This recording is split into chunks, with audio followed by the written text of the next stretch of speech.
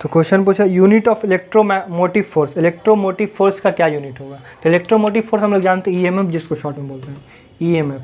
सबको लगता है इलेक्ट्रोमोटिव फोर्स एक फोर्स है, ये फोर्स नहीं, एक तरह का पोटेंशियल डिफरेंस है, ठीक है। तो पोटेंशियल डिफरेंस का हम लोग सारा यूनिट जानते हैं, वोल्ट होता है। तो याद रखना ईएमएफ का भी क्या होगा यूनिट, वोल्ट होगा, वोल्ट VOLT, ठीक है। ईएमएफ का भी यूनिट क्या होगा, वोल्ट होगा, ठीक है। एक पी टाइप सेमी, अब अगला क्वेश्चन देखेंगे। एक पी टाइप हम लोग पढ़े सेमीकंडक्टर दो तरह का होता है ना, पी टाइप और एन टाइप, है ना। पी टाइप में क्या होता है, होल्स की संख्या ज़्यादा होती है, और एन टाइप में इंटीजर क्या होता है, डोमिनेट करता है, ये है इलेक्ट्रॉन की संख्या ज़्यादा होती है ना। Number of electron is more than number of holes, and P type number of holes is more than electron. Holes क्या होता है, इलेक्ट्रॉन की वैकेंसी को बताता है। जब कंडक्शन वैलेंस बैंड से कंडक्शन बैंड में जब इलेक्ट्रॉन जाता है, तो इलेक्ट्रॉन जो जिस जगह को घेरा हुआ था, है ना, जिस जगह को लिया हुआ था, ऑक्यूपाई किया हुआ था, वहाँ से इलेक्ट्रॉन जब कंडक्शन बैंड में चला गया तो वैलेंस बॉन्ड में एक वैकेंसी हो गया, जिस वैकेंसी को कहते हैं होल्स, ठीक है। Holes nothing but the vacancy of electron, ठीक है। तो पी टाइप सेमीकंडक्टर में बोल रहा है कि पी टाइप सेमीकंडक्टर इज, इसमें 4 ऑप्शन दिए हुए हैं।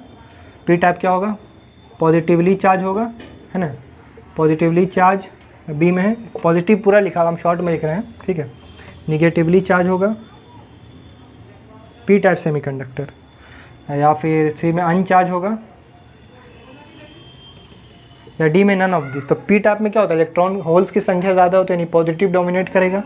इसका मतलब पी टाइप क्या होगा, पॉजिटिवली चार्ज होगा, ठीक है, याद है। अगर एन टाइप पूछता तो एन टाइप निगेटिवली चार्ज होगा। अगला क्वेश्चन देखते हैं,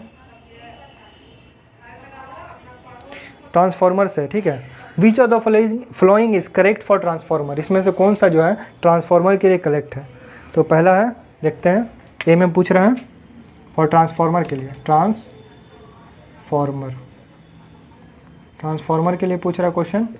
ये में पूछ रहा है कन्वर्ट AC इंटू DC, यानी AC को DC में बदलता है, AC को DC में बदलता है। बिल्कुल गलत है, AC को DC में नहीं बदलता ट्रांसफार्मर, है ना। बी में पूछ रहा है DC को AC में बदलता है, DC को AC में बदलता है। हम लोग जानते हैं DC को AC में कौन बदलता है, इन्वर्टर, और AC को DC में रेक्टिफायर। तो ये तो होगा नहीं, ठीक है। आगे देखेंगे हम लोग, इट इंक्रीज और डिक्रीज DC वोल्टेज, ये DC वोल्टेज को बढ़ाता है या घटाता है, ये भी गलत है। DC पे तो कोई काम नहीं करता ट्रांसफार्मर, वो AC में यूज़ होता है। चौथा ऑप्शन, इट इंक्रीज और डिक्रीज AC वोल्टेज, हाँ ये this is the correct answer.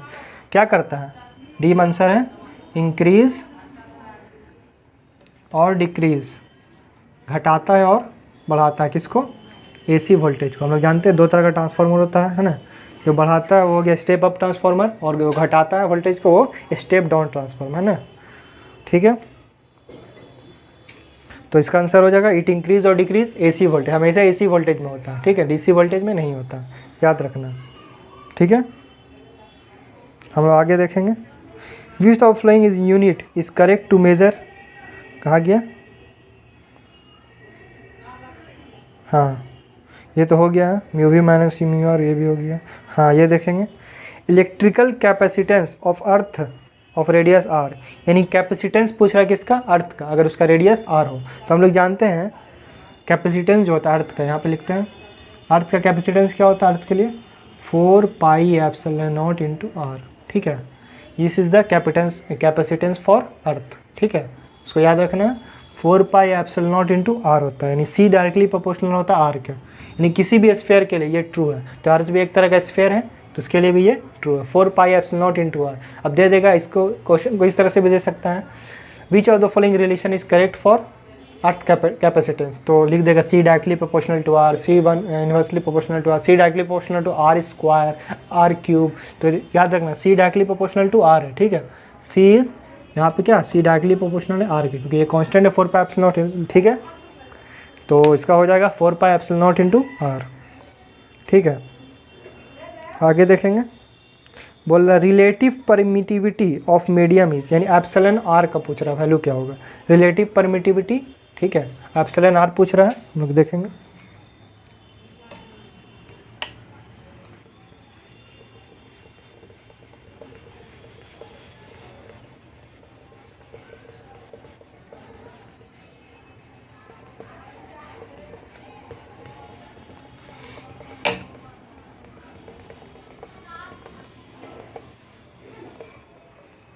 तो रिलेटिव परमिटिविटी जो है एप्सिलन आर पूछ रहा है, क्या होगा? क्वेश्चन है epsilon R that is relative permittivity, तो क्या होगा इसमें से? ऑप्शन ए है epsilon by epsilon naught, option B है epsilon into epsilon naught, option C है एप्सिलन प्लस एप्सिलन नॉट, और ऑप्शन डी है एप्सिलन माइनस एप्सिलन नॉट। ठीक है, तो हम लोग जानते हैं एप्सिलन बराबर होता है permittivity of media epsilon naught into epsilon R. ठीक है, ये फॉर्मूला होता है। तो एप्सिलन आर क्या होगा? एप्सिलन बाई एप्सिलन नॉट, यानी आंसर हो जाएगा एप्सिलन बाई एप्सिलन नॉट, याद रखना। ठीक है, एप्सिलन आर बराबर होगा एप्सिलन बाई एप्सिलन नॉट। ठीक है, याद रखना एप्सिलन आर बराबर एप्सिलन बाई एप्सिलन नॉट। तो आगे देखते हैं हम लोग। 1 एम्पेयर इज इक्वल टू क्या होगा? 1 एम्पेयर बराबर क्या होगा पूछ रहा है क्वेश्चन। 1A बराबर, क्वेश्चन है 1 एम्पेयर। तो 1 एम्पेयर बराबर हम लोग जानते हैं क्या होता है, I बराबर Q/T फॉर्मूला होता है ना। तो चार्ज को 1 एम्पेयर होने के लिए क्या चाहिए? Q बराबर 1 कूलम हो और टाइम 1 सेकंड हो, तो 1 कूलम पर सेकंड होता है 1 एम्पेयर। ठीक है, तो बेसिक चीज़ है, 10 क्लास में पढ़ते होंगे। 1 ampere is equal to 1 coulomb per second. ठीक है, तो ऑप्शन ए हो जाएगा। बोला unit of magnetic pole, SI unit of magnetic pole पूछ रहा है। तो मैग्नेटिक पोल का एसआई यूनिट होता है एम्पेयर मीटर। ठीक है, मैग्नेटिक पोल का एसआई यूनिट होता है मैग्नेटिक पोल, क्या होता है? Ampere metre. ठीक है, याद रखना है एम्पेयर मीटर होता है। पूछ रहा value of electric potential at a distance r from point charge, यानी कोई पॉइंट चार्ज क्यू है तो उससे आर डिस्टेंस पे, यानी कोई पॉइंट चार्ज क्यू है तो उससे आर डिस्टेंस पे, मान लेते हैं पॉइंट पी है, इस पॉइंट पे निकालना है इलेक्ट्रिक पोटेंशियल। तो हम लोग जानते हैं पॉइंट चार्ज के लिए इलेक्ट्रिक पोटेंशियल क्या होता है? के क्यू बाई आर होता है। के क्यू बाई आर, जहाँ के क्या है 1/4 पाई एप्सिलन नॉट होता है ना। के क्यू बाई आर होता है पॉइंट चार्ज के लिए। ठीक है, और यही अगर फोर्स बोले तो के Q1 Q2 by are square हो जाता है ना, कूलम्स लॉ से। और अगर इलेक्ट्रिक पोटेंशियल एनर्जी पूछता तो के क्यू बाई आर स्क्वायर होता। ठीक है, तो इसमें एक और क्वेश्चन देखते हैं। पूछ रहा है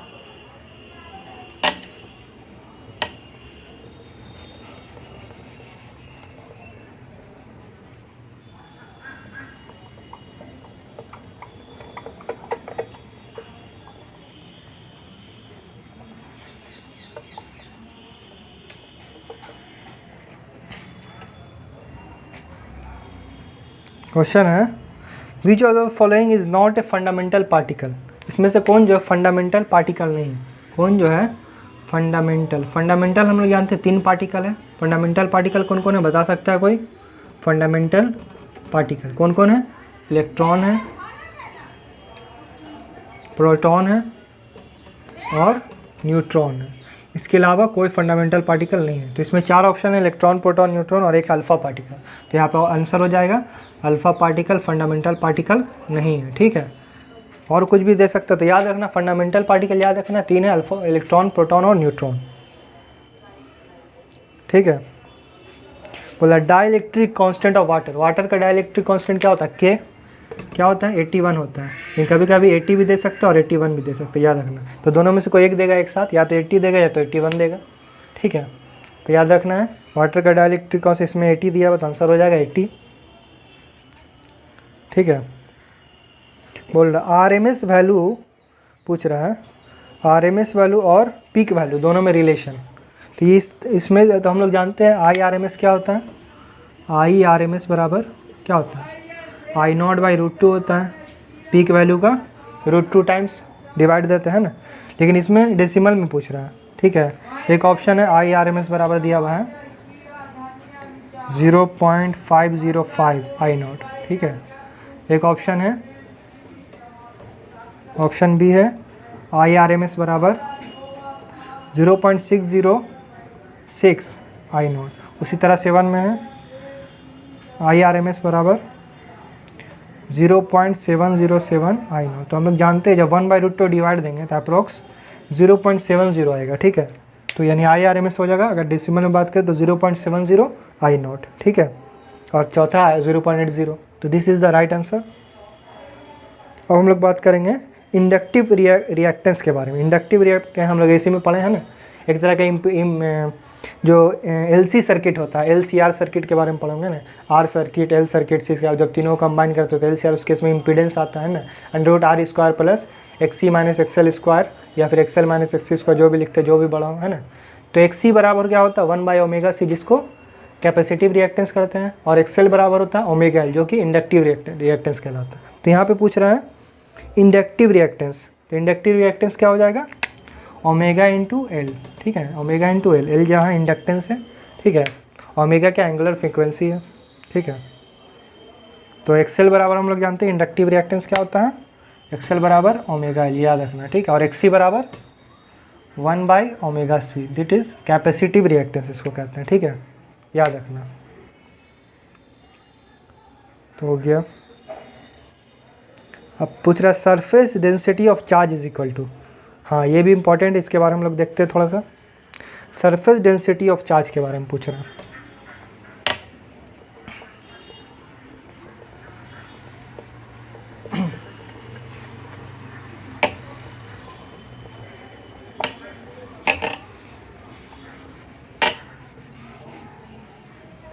तो पूछ रहा है सरफेस डेंसिटी ऑफ, या सरफेस चार्ज डेंसिटी भी बोल सकता है, ठीक है। तो सरफेस चार्ज तीन तरह के, जब चार्ज डिस्ट्रीब्यूट करते हैं तो तीन रीजन में, एक या तो लेंथ में हम लोग कर सकते हैं, किसी भी लेंथ में यानी लंबाई में, ठीक है, चार्ज डिस्ट्रीब्यूशन, ठीक है, इसको कहते हैं linear charge density, linear charge, इसको हम लोग लैम्डा से लेते होता है चार्ज बाई लेंथ, इसको कहते हैं लीनियर चार्ज डेंसिटी, लैम्डा से डिनोट करते हैं। तो इसका SI यूनिट होगा कूलम पर मीटर, ठीक है।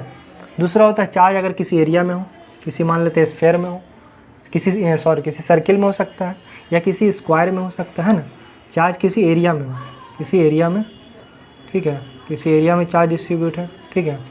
तो उस केस में आता है सरफेस चार्ज डेंसिटी, यानी इसको हम लोग डिनोट करते हैं सिग्मा से, ये होता है चार्ज बाई एरिया, इसका SI यूनिट होगा कूलम पर मीटर स्क्वायर, तो इसका आंसर हो गया कूलम पर मीटर स्क्वायर। और तीसरा होता है इसको हम लोग रो से डिनोट करते हैं, जो चार्ज जब वॉल्यूम में डिस्ट्रीब्यूट होगा, वॉल्यूम मतलब कोई क्यूब हो सकता है, ठीक है, किसी तरह का क्यूब में हो सकता है चार्ज, है ना, इस तरह से क्यूब में रहेगा, तो उसका होता है चार्ज बाई वॉल्यूम, तो इसका हो जाएगा कूलम पर मीटर क्यूब। तो ये तीनों के बारे में आप लोग को याद रखना हो सकता है। अब इसमें कूलम पर मीटर पूछा तो कूलम पर मीटर पूछ सकता है ना, लीनियर से पूछ सकता है, या वॉल्यूम से पूछ, ऐसी से पूछ सकता है ना। तो तीनों को याद रखना, linear charge density, surface charge density and volume charge density, ठीक है। सबका SI यूनिट याद रखना, coulomb per metre square and coulomb per metre cube, ठीक है।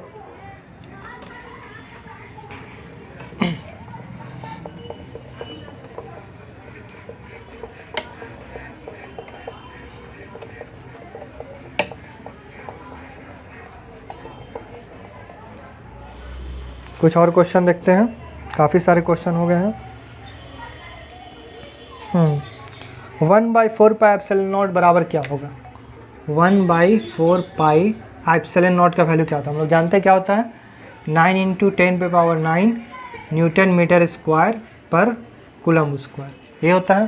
तो याद रखना 1/4 पाई एप्सिलॉन नॉट का क्या होगा, 9 × 10⁹ न्यूटन मीटर स्क्वायर पर कूलम स्क्वायर, ठीक है। पूछ रहा है power of electric circuit, power का फॉर्मूला पूछ रहा है, पावर P बराबर, पावर बराबर हम जानते हैं पावर का 3 फार्मूला होता है, क्या क्या होता है, एक होता है V²/R, है ना, एक होता है I² × R, और एक होता है VI। ये 3 फार्मूला याद रखना पावर का, इन तीनों में से कुछ भी दे सकता है, ठीक है। तो P बराबर V²/R इसमें दिया होगा, ठीक है, एक दिया हुआ V² × R × I, एक है V² × R, एक VR, एक V²/R। तो एक V और R के टर्म में होता है V²/R, ठीक है, और I और R के टर्म में होता है I² × R, और V और I के टर्म में VI, ठीक है। ये 3 फार्मूला था पावर का, so you all should know about it. बोला which of the following is same in parallel combination, यानी हम लोग जानते हैं जो रेजिस्टेंस का कॉम्बिनेशन करते हैं, 2 तरह का होता है, एक सीरीज जब इन टू इन कनेक्शन होता है, इस तरह से R1 मान लेते हैं, और एक होता है R2। तो सीरीज़ कॉम्बिनेशन होता है ना, सीरीज़, तो सीरीज़ में क्या सेम होता है, सीरीज़ में करंट सेम होता है, सेम क्या होता है, करंट, दैट इज़ I, ठीक है, और पोटेंशियल डिफरेंस डिफरेंट होता है, ठीक है। हम लोग जानते हैं डिस्ट्रीब्यूशन होता है इसका। और पैरेलल में क्या होता है, दैट इज़ इस तरह से इन टू इन कनेक्शन होता है, R1 R2, तो उसमें क्या होता है सेम, पैरेलल में पोटेंशियल डिफरेंस सेम होता है, तो इसका आंसर हो जाएगा पैरेलल में पोटेंशियल डिफरेंस इज सेम। और डिफरेंट क्या होता है, करंट, करंट डिस्ट्रीब्यूट होता है बाय किरचॉफ लॉ, है ना। तो इसको याद रखना है, सीरीज में करंट सेम होता है और पैरेलल में पोटेंशियल डिफरेंस, ठीक है।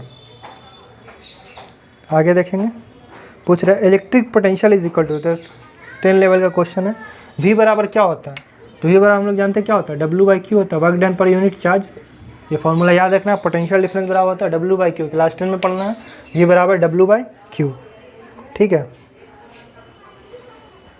सिंपल क्वेश्चन है, बाइनरी और डेसिमल में रिलेशन पूछ रहा है, ठीक है। तो हम लोग जानते हैं बाइनरी, जैसे 4 ऑप्शन दिया हुआ है, एक ऑप्शन है पहला, हम लोग देखते हैं, चेक करते हैं, 1100 पे पावर 2 बराबर पूछ रहा है 12/10, क्या ये सही है। 4 ऑप्शन इस तरह से दिया हुआ है, तो पहले इसको चेक करेंगे हम लोग, सिंपल। इसको पहले हम लोग बाइनरी को डेसिमल में ला के देखते हैं। तो 1100 कैसे लाते हैं, हम लोग जानते हैं 1 इंटू बेस होता है 2 और किसी बार डिजिट कितना 3, तो 2 पे पावर 3। अगर किसी को इसके बारे में नहीं पता तो मेरा प्रीवियस वीडियो देख सकता है, ठीक है, पूरा एक ट्यूटोरियल है। फिर होगा 1 इंटू कितना है, बेस तो 2 ही होगा और 2 डिजिट है तो 2 पे पावर 2, बाकी तो 0 तो लिखने की जरूरत नहीं। तो 2 पे पावर 3 8 प्लस 4 दैट इज़ 12, और 12 आ रहा है, इसका मतलब ऑप्शन ए हो जाएगा सही। इस तरह से हम लोग बाइनरी और डेसिमल में कन्वर्ट करते हैं, ठीक है। अब हम लोग नेक्स्ट देखेंगे, पोटेंशियल ग्रेडियंट पूछ रहा है। पोटेंशियल ग्रेडियंट क्या होता है हम लोग जानते हैं, पोटेंशियल ग्रेडियंट पूछ रहा है। तो पोटेंशियल ग्रेडियंट हम लोग देखेंगे, ठीक है।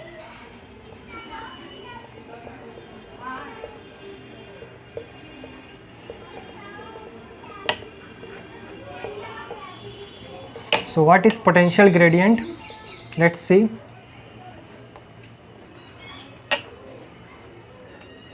तो पोटेंशियल ग्रेडियंट देखेंगे, पोटेंशियल ग्रेडियंट PG वो क्या होता है, dV/dx होता है, ठीक है। और इसी का निगेटिव इलेक्ट्रिक फील्ड के बराबर होता है, E बराबर माइनस dV/dx पढ़े होंगे, है ना। तो पोटेंशियल ग्रेडियंट जब भी पूछे तो dV/dx, है ना। V का differential coefficient with respect to x, ठीक है, ये याद रखना है। और देखते हैं, बोला unit of which physical quantity is light year, यानी लाइट ईयर जो है किसके यूनिट के टर्म में होता है। तो लाइट ईयर हम लोग जानते हैं क्या होता है, distance travel by light in 1 year, यानी 1 साल में जो लाइट डिस्टेंस ट्रैवल करता है, जो दूरी चलता है, तो वो कहलाता है लाइट ईयर, ठीक है।